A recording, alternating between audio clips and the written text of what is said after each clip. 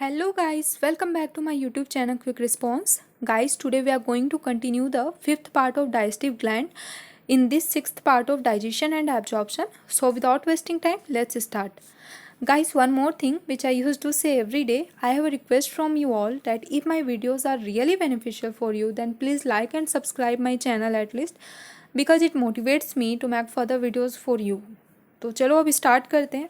देखो, हमने पढ़ा था कि लीवर क्या सिक्रेट करता है, बाइल जूस। उसकी कौन सी सेल सिक्रेट करती है जरा बताना, कल मैंने पढ़ाया है हिपेटोसाइट्स, ठीक है, जिसको हिपैटिक सेल्स कहते हैं, ठीक है। तो वो सिक्रेट करता है बाइल जूस।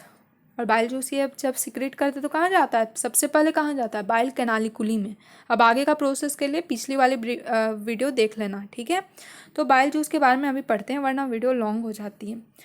देखो, इसमें इसको हम कहते हैं not a true digestive juice. Bile juice actually true digestive juice नहीं है। और जब आप पैंक्रियाज में वही पढ़ोगे पैंक्रियाटिक जूस, तो वो ट्रू डाइजेस्टिव जूस है। इसको ट्रू डाइजेस्टिव जूस क्यों नहीं बोलते हैं, क्यों बोलते हैं, क्योंकि डाइजेस्टिव एंजाइम्स यहाँ एब्सेंट होती हैं। डाइजेस्टिव एंजाइम्स एब्सेंट है, बाइल जूस में कोई भी डाइजेस्टिव एंजाइम्स प्रेजेंट नहीं होती है, इसलिए ये ट्रू डाइजेस्टिव जूस नहीं है। ओके, नाउ इसके कंपोजिशन देखते हैं। कंपोजिशन मतलब क्या क्या चीज़ें इसमें प्रेजेंट है। ऑर्गेनिक कॉन्स्टिट्यूएंट्स में वाटर जो कि 98% है, और बाइल सॉल्ट्स। देखो, लेकिन बाइल सॉल्ट्स दो टाइप का होता है, ऑर्गेनिक भी होता है, इनऑर्गेनिक भी होता है। इसलिए ऑर्गेनिक कॉन्स्टिट्यूएंट्स में हमने नाम दे दिया बाइल सॉल्ट, लेकिन बाइल सॉल्ट दो टाइप का होता है, इनऑर्गेनिक भी ऑर्गेनिक भी। तो चलो सबसे पहले देखते हैं इनऑर्गेनिक वाला। इनऑर्गेनिक में कौन कौन सा सॉल्ट है, NaCl है, Na2CO3 है, मतलब sodium carbonate, sodium bicarbonate, sodium chloride, ठीक है। ये क्या करता है, इनऑर्गेनिक सॉल्ट का फंक्शन है neutralise the acidity of food and make the medium basic, ठीक है। ये फूड के एसिडिटी को न्यूट्रलाइज करता है by the neutralisation reaction, okay, और बेसिक मीडियम बना देता है, तो एसिडिटी को कम करता है, कर सकते हो। ऑर्गेनिक सॉल्ट्स कौन कौन से हैं, sodium glycocholate and the sodium taurocholate, ठीक है। इसका मेन फंक्शन है इमल्सिफिकेशन ऑफ द फैट, मतलब break down of fats into very small pieces, that is called micelles, okay. क्यों इमल्सिफाई होना क्यों ज़रूरी है, क्योंकि इसके बाद जो बाइल जूस है जाएगा पैंक्रियाज के पास, ठीक है, और वही पैंक्रियाटिक डक्ट से मिलकर फिर जाता है ड्यूडेनम में, ये दोनों बाइल डक्ट और पैंक्रियाटिक डक्ट मिलकर। लेकिन जब पैंक्रियाज के पास जाएगा तो पैंक्रियाज में एंजाइम्स निकलते हैं जो कि फैट को ब्रेक डाउन फैट को वो और भी ब्रेक करते हैं, लेकिन जो पैंक्रियाटिक लाइपेज है वो फैट पे एक्चुअली वर्क करता है, तो वो उसी फैट पे वर्क करता है जो इमल्सिफाइड रहते हैं। तो इसलिए यहाँ पर इमल्सिफिकेशन ज़रूरी है, तभी पैंक्रियाटिक लाइपेज उस पर एक्ट करेगा, ठीक है। तो ये हो गया।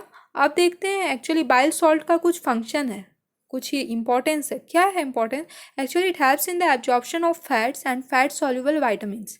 अब फैट सॉल्युबल वाइटामिन्स कौन कौन सा है, अभी मैं पढ़ाऊँगी इसे लास्ट में। वाइटामिन्स एंड मिनरल्स हमारे स्मॉलर कंस्टिट्यूएंट्स थे तो हम पढ़ाएंगे, बट अभी आप बताओ, चलो फैट सॉल्युबल वाइटामिन्स अगर किसी को याद है तो चलो मैं ही बता देती हूँ। A, D, E and K are the fat soluble vitamins, okay. तो ये एब्जॉर्ब करता है फैट को और फैट सॉल्युबल वाइटामिन्स को। और दूसरा फंक्शन इसका है बाइल सॉल्ट का, ये कंबाइन करता है फैट्स के साथ, कोलेस्ट्रॉल के साथ, फॉस्फोलिपिड्स, मेनली लेसिथिन जो कि आप बायोमोलिकुलर चैप्टर में पढ़े होंगे, एंड वाइटामिन, वो भी वाइटामिन कौन सा, फैट सॉल्युबल वाइटामिन।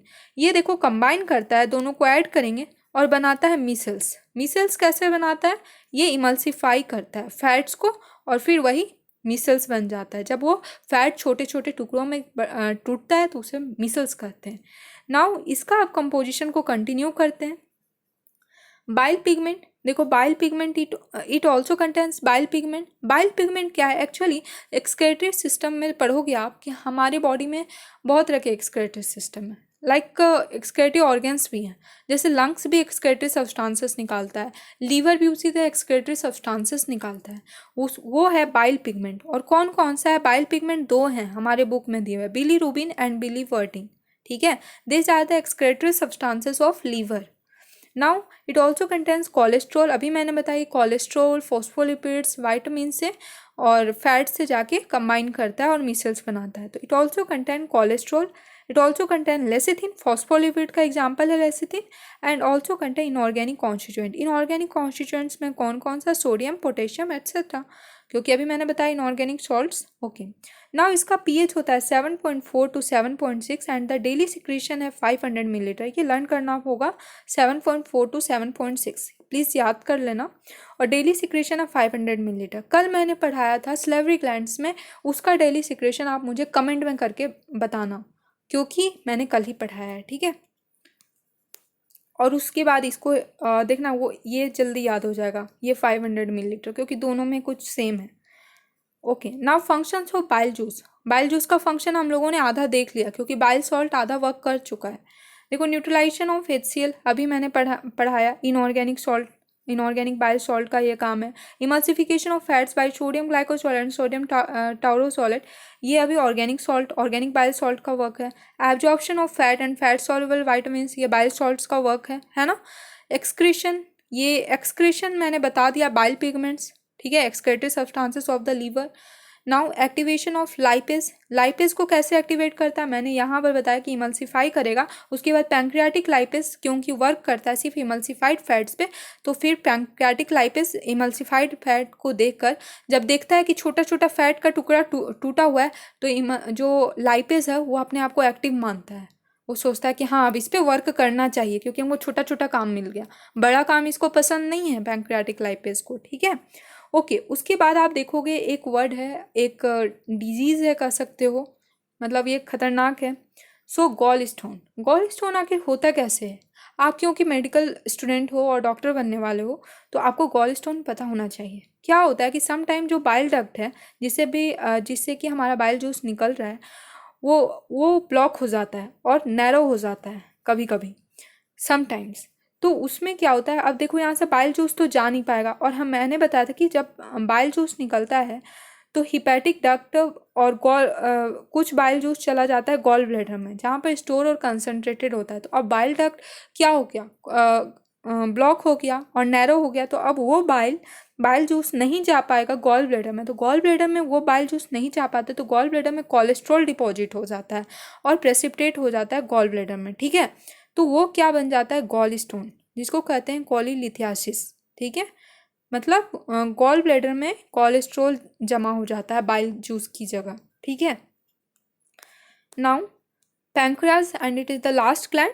तो देखते हैं pancreas. Actually it develop from एंडोडम, ये फर्स्ट पॉइंट है, ये याद रखना, इट डेवलप फ्रॉम एंडोडम। देखो पैंक्रियाज में आया है, वैसे ई भी है और एन भी है, ठीक है। यहाँ देखो, अगर थोड़ा ध्यान से देखोगे याद करने के लिए, तो ई भी है और ए भी है, तो एंडोडम। बाद में मैं बताऊंगी एंडोडम, मिजोडम और एक्टोडम का ट्रिक कैसे, और कौन सा ऑर्गन हमारा एक्टोडम है, कौन सा मिजोडम है, वो मैं ट्रिक बताऊंगी, बट अभी के लिए लर्न कर लो, ठीक है। अभी ह्यूमन फिजियोलॉजी में पहले सीरीज चल रही है, okay. Now it is a compound organ. इसे क्यों कहते हैं compound organ? Because it is both, it acts like both exocrine and the endocrine portion, ठीक है। एक्सोक्राइन जो होता है वो रिलीज करता है एंजाइम, सिक्रेट करता है एंजाइम, रिलीज करता है एंजाइम्स, और एंडोक्राइन पार्ट है वो सिक्रेट करता है हॉर्मोन्स, ठीक है। तो ये दोनों का काम करता है, एंजाइम्स भी रिलीज करता है और हार्मोन भी सिक्रेट करता है। तो सबसे ज़्यादा पार्ट होता है exocrine part, that is 99%, and endocrine part is only 1%, ठीक है। नाउ इट इज़ पैंक्रियाज जो है, it is present located between the limbs of U shaped duodenum, ठीक है। लिम्स, यू शेप्ड ड्यूडेनम के लिम्स पे प्रेजेंट होता है। गाइस, किसी किसी बुक में सी शेप्ड ड्यूडेनम लिखा है, ठीक है। अगर ऑप्शन में यू और सी दोनों होगा तो दोनों करना, और नहीं तो मोस्टली यू। लेकिन अगर न्यू एनसीईआरटी एक बार देख लेना, वहाँ सी दिया होगा तो सी शेप्ड ड्यूडेनम करना, ठीक है। सो कंफ्यूज होने का नहीं है, ऐसे भी यू ऐसे रहता है तो ये सी भी दिखता है, ठीक है। नाउ इसके दो पार्ट हैं, एक्सोक्राइन कंपाउंड ऑर्गन है, एक्सोक्राइन एंड एंडोक्राइन। अब देखते हैं एक्सोक्राइन क्यों और क्या होता है। देखो, एक्चुअली एक्सोक्राइन पार्ट जो होता है वो made up of numerous acini, ठीक है, made up of numerous acini, and acini क्या है, it is a group of secretory cells surrounded by a cavity, ठीक है। ये बहुत सारा सेल्स है, सेल का ग्रुप है जो कि एक कैविटी से सराउंडेड है, ठीक है। ये कैविटी हो गया, देखो एक सेकेंड, ये कैविटी हो गया और इसके अंदर सेल्स है, ये हो गया एक्सिनी, ठीक है। तो ये ग्रुप ऑफ सेक्रेटरी सेल्स ये सेक्रेट करता है कुछ, जो कि सराउंडेड है कैविटी से, ठीक है, and lined by pyramidal shaped cell. अब देखो ये कैसा है, एक सेकेंड मैं डायग्राम बना रही हूँ। ये हो गया कैविटी और इसके अंदर हो गया हमारा secretory cells that is acini. Okay, अब ये जो होता है ना, ये जो है ये लाइंड है, इसके बाहर बाहर लाइंड है पिरामिडल शेप्ड सेल्स से, पिरामिड शेप का सेल से लाइंड है। तो क्या होता है कि each acinar cell secrete the enzymes of pancreatic juice. देखो पैंक्रियास क्या रिलीज करता है, पैंक्रियाटिक जूस। तो पैंक्रियाटिक जूस क्या कहते हैं, हर जूस का कंपोजिशन होता है। तो pancreatic juice contains many enzymes, many types of enzymes. तो उसी एंजाइम्स को एक्सिनार सेल ही सिक्रेट करता है, ठीक है। पैंक्रियाटिक जूस में आखिर एंजाइम्स आता कहाँ से, जब बाइल जूस में एंजाइम्स नहीं आता है तो पैंक्रियाटिक जूस में भाई एंजाइम्स कहाँ से आ जाता है, यही एक्सिनार सेल जो है वो एंजाइम को सिक्रेट करता है पैंक्रियाटिक जूस का, ठीक है। कौन सिक्रेट करता है, एक्सिनार सेल, ठीक है। तो चलो अब एक एक्सिनी को हम कंसीडर कर लेते हैं। ये तो एक्सिनी की मैंने कैरेक्टरिस्टिक्स बता दी। अब एक एक्सिनी को आप कंसीडर कर लो जो कि ओपन होता है पैंक्रियाटिक डक्टल में, ठीक है। पैंक्रियाटिक डक्ट्यूल में ओपन होगा और इसी तरह बहुत सारा एक्सिनी है, ठीक है ना, बहुत सारा एक्सिनी है। तो सब बहुत सारा मिलकर पैंक्रियाटिक डक्ट्यूल में देखो हर का अपना अपना पैंक्रियाटिक डक्ट्यूल है, सब सारा ओपन होगा। तो इस तरह से हमारा पैंक्रियाटिक डक्ट्यूल बहुत सारा बन गया, है ना। मान लो ये वाला एक्सिनी, एक सेकेंड, ये वाला एक्सिनी ये अपने पैंक्रियाटिक डक्ट्यूल में आया, ये वाला एक्सिनी अपने पैंक्रियाटिक डक्ट्यूल में, ये वाले अपने, ये वाले अपने। तो इस तरह से हमारे पास कितना बन गया, बहुत सारा पैंक्रियाटिक डक्ट्यूल हो गया। तो जब पैंक्रियाटिक डक्ट्यूल बहुत सारा हो जाता है वो मिलकर बनाता है मेन पैंक्रियाटिक डक्ट, ठीक है। पैंक्रियाटिक डक्ट्यूल मिलकर बनाता है, पैंक्रियाटिक डक्ट ही मिलकर बनाता है बहुत सारा। जब पैंक्रियाटिक डक्ट मिल जाते हैं तो बनाते हैं मेन पैंक्रियाटिक डक्ट, जिसे कहते हैं डक्ट ऑफ वीरसंग भी। डक्ट ऑफ वीरसंग मतलब ये कह सकते हो जीत गया, अपने आप को वीर बना लिया, वीर गति को प्राप्त किया, क्योंकि बहुत सारे इसके पास सेना आ गए। पैंक्रियाटिक डक्ट्यूल बहुत सारा आ गया तो सेना बहुत सारा आ गया, तो ये अब सोच लिया कि हम वीर होकर आएंगे यूथ में, ठीक है। तो इस तरह से डक्ट ऑफ वीरसंग। तो अब देखो यहाँ पर एक और थोड़ा लोचा है, main pancreatic duct plus common bile duct. अब देखो मेन पैंक्रियाटिक डक्ट में क्या आया, पैंक्रियाटिक जूस है, ठीक है ना, जूस है ना, और एक्सिनी सेल उसका एंजाइम सिक्रेट करेगा। तो मेन पैंक्रियाटिक डक्ट में जो जूस है और कॉमन बाइल डक्ट, ऊपर से कॉमन बाइल डक्ट आ रहा था, ठीक है, वो मैंने कल ही पढ़ा दिया था। कॉमन बाइल डक्ट वो क्या होगा, मिल जाएगा पैंक्रियाटिक डक्ट से, ठीक है, ज्वाइन हो जाएगा पैंक्रियाटिक डक्ट से। और ये जब ज्वाइन होता है तो गार्डेड होता है स्फिंक्टर ऑफ बॉयडन से। देखो बाइल डक्ट से ही आपको याद हो जाएगा कि बॉयडन, जब ये जाता है पैंक्रियाटिक डक्ट में तो इसको गार्ड किया जाता है, गार्डेड बाय इंस्पेक्टर ऑफ बॉयडन। क्यों किया जाता है, ताकि बाइल जूस फिर से बैक फ्लो ना हो जाए। इंस्पेक्टर हम इसीलिए लगाते हैं ताकि जो मटेरियल आ रही है वो फिर से पीछे ना लौट के चले जाए, तो फिर वो बॉयडन में आएगी, ओके। और फिर क्या, ये दोनों मिलकर ज्वाइन होकर बनाता है हिपैटो पैंक्रियाटिक एम्प्यूला, ठीक है। और इसको कह सकते हैं हिपैटो पैंक्रियाटिक डक्ट, जो एनसीईआरटी में दिया है। और उसके बाद दोनों मिलकर जब हिपैटो पैंक्रियाटिक डक्ट बनाता है, हिपैटो मतलब लीवर से रिलेटेड एंड पैंक्रियाटिक मतलब पैंक्रियाट, ठीक है, ये दोनों बनाता है हिपैटो पैंक्रियाटिक एम्प्यूला और डक्ट। अब ये दोनों मिलकर जब ये बना लिया तो ये ओपन होता है ड्यूडेनम में। अब कहाँ जाएगा, पैंक्रियास के बाद स्मॉल इंटेस्टाइन, तो स्मॉल इंटेस्टाइन के कहाँ पर, ड्यूडेनम में। और यहाँ पर गार्ड होता है इंस्पेक्टर ऑफ ओडी से, ठीक है, ओडी गाड़ी यहाँ पर मिल जाता है इसको, ठीक है, देख लो। अब ये फिर यहाँ यही हो गया इंस्पेक्टर, ताकि बैक फ्लो ना हो, ठीक है। ये लर्न रखना पड़ेगा आपको, इसका कोई ट्रिक नहीं है, कुछ चीज़ें याद करनी ही होती है। नाउ एंडोक्राइन देख लो, group of endocrine cells found in between the group of acini. देखो एंडोक्राइन सेल्स कहाँ प्रेजेंट होता है, अभी मैंने एक्सिनी का डायग्राम बनाया था, इसके अंदर एक्सिनी प्रेजेंट है, ये ठीक है, और ये पिरामिडल शेप्ड सेल से लाइन है।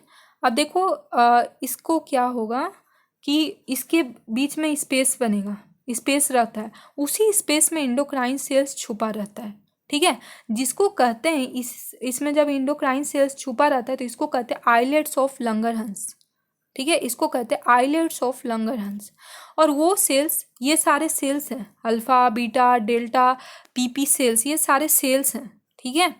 और यही सेल्स सिक्रेट करते हैं हार्मोन, तो हार्मोन अल्फा सेल क्या सीक्रेट करता है, glucagon hormone, beta cell secrete करता है इंसुलिन हार्मोन, डेल्टा करता है somatostatin and PP cell secrete करता है पैंक्रियाटिक पॉलीपेप्टाइड।